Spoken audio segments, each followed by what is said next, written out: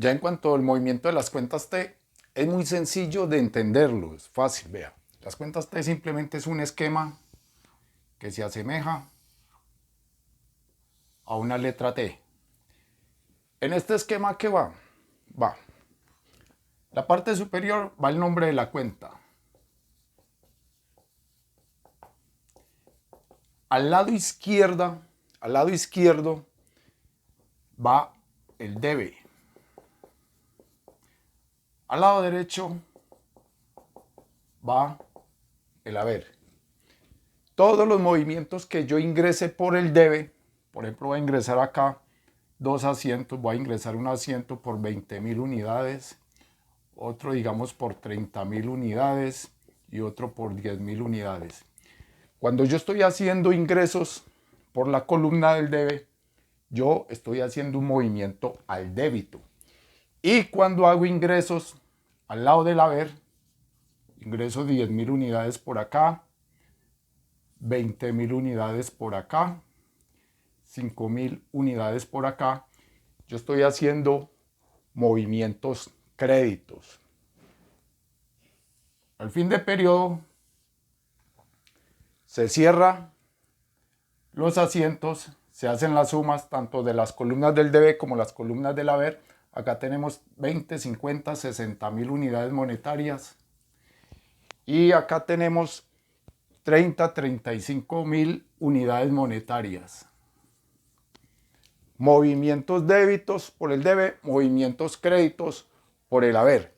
Ahora, cuando yo establezco la diferencia entre la columna del debe y la columna del haber, esa diferencia que me da de yo restar, en este caso de la columna del debe, el saldo de la columna del haber,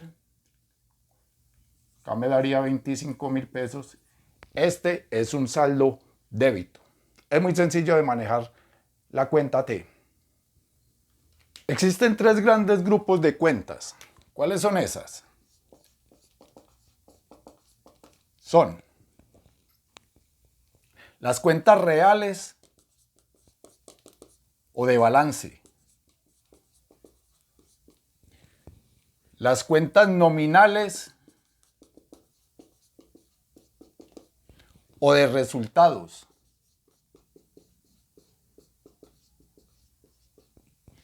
y las cuentas de orden.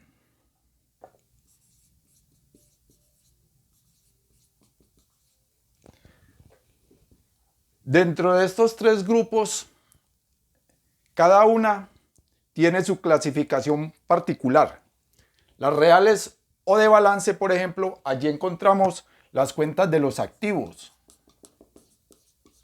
Encontramos las de los pasivos y las del patrimonio. En las cuentas nominales o de resultados encontramos las cuentas de ingresos,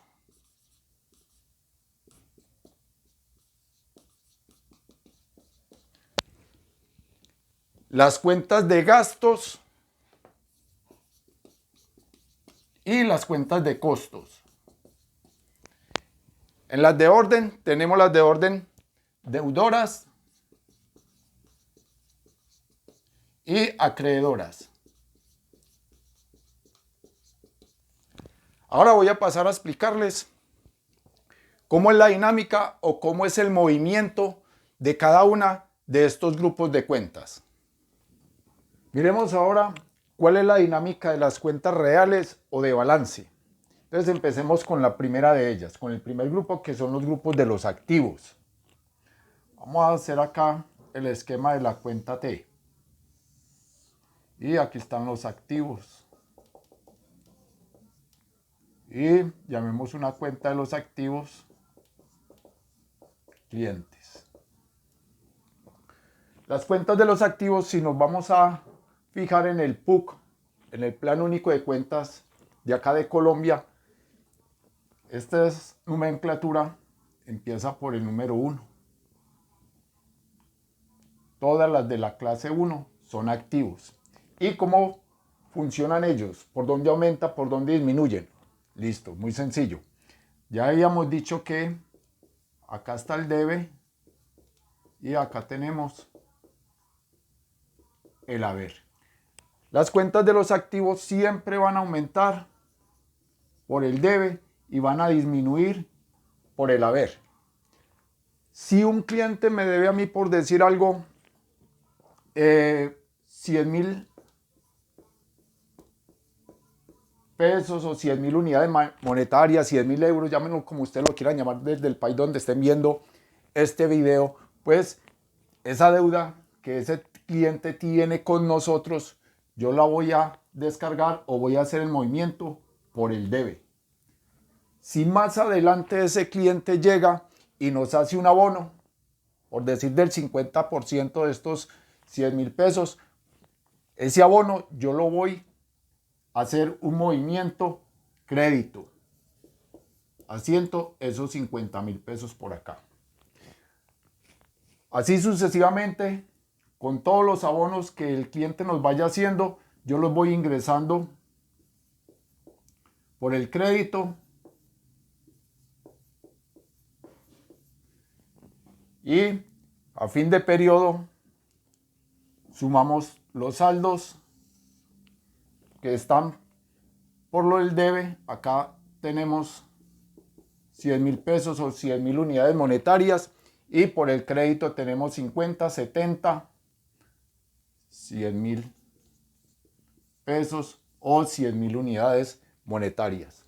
Al hacer la diferencia, esta deuda me queda saldada. La de los pasivos. Volvemos a hacer el esquema acá. Esta es la clase 2. Los pasivos. Y llamemos una cuenta de los pasivos, por decir algo, proveedores. ¿Cómo funciona esta cuenta? Bueno, recordemos que aquí tenemos el debe, la columna del debe, la columna del haber. El movimiento de cuentas es contrario al movimiento que hicimos ahora con los activos. Esta cuenta aumenta por el crédito y disminuye por el debe. Por ejemplo, compramos mercancías, por decir algo, 300.000 pesos. Es una deuda que adquirimos y esa deuda va a aumentar, como dije ahora al comienzo, por la columna del haber. Es un movimiento crédito. Si vuelvo y hago otra compra más adelante por 500.000 pesos,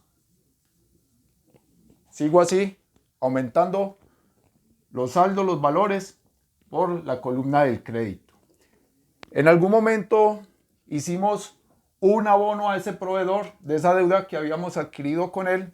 Entonces, ese abono, ese asiento de ese abono lo hacemos nosotros por el lado izquierdo, por el debe, por donde están los débitos. Hacemos un asiento débito. Vamos a abonar acá, por ejemplo, 150.000 pesos o 150.000 unidades monetarias. Así sucesivamente hasta que el saldo quede en ceros. Si vamos a hacer un corte acá, aquí tenemos una deuda por 800.000 pesos, 800.000 unidades monetarias y el saldo que hemos abonado hasta el momento ha sido de 150.000 pesos. Ahora, las deudas que tenemos, este pasivo con este proveedor tiene un saldo crédito. ¿Cómo hallo yo ese saldo? Al coger yo el saldo que hallé acá, estos 800.000 pesos, resto este abono que tengo, acá me va a dar 650.000 pesos. ¿De dónde salieron? Sencillo, 800.000 menos 150.000, 650.000 pesos.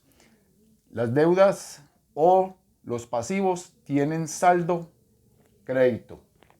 Cuando son activos, tienen saldos débitos. Con el patrimonio pasa lo mismo que con los pasivos. Entonces tenemos acá la cuenta T patrimonio. En la clase 3 llamemos una cuenta, aportes sociales, por ejemplo. Aportes sociales. La columna izquierda del debe y la derecha del haber. Su dinámica es la misma de los pasivos. Aumenta por el haber y disminuye por el debe. Por ejemplo, un socio 1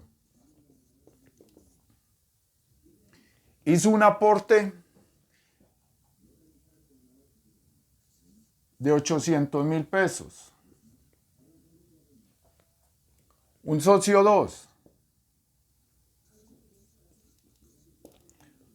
aportó una camioneta con un valor de 18 millones de pesos. Y un socio 3 aportó en inventario valor de 20 millones de pesos.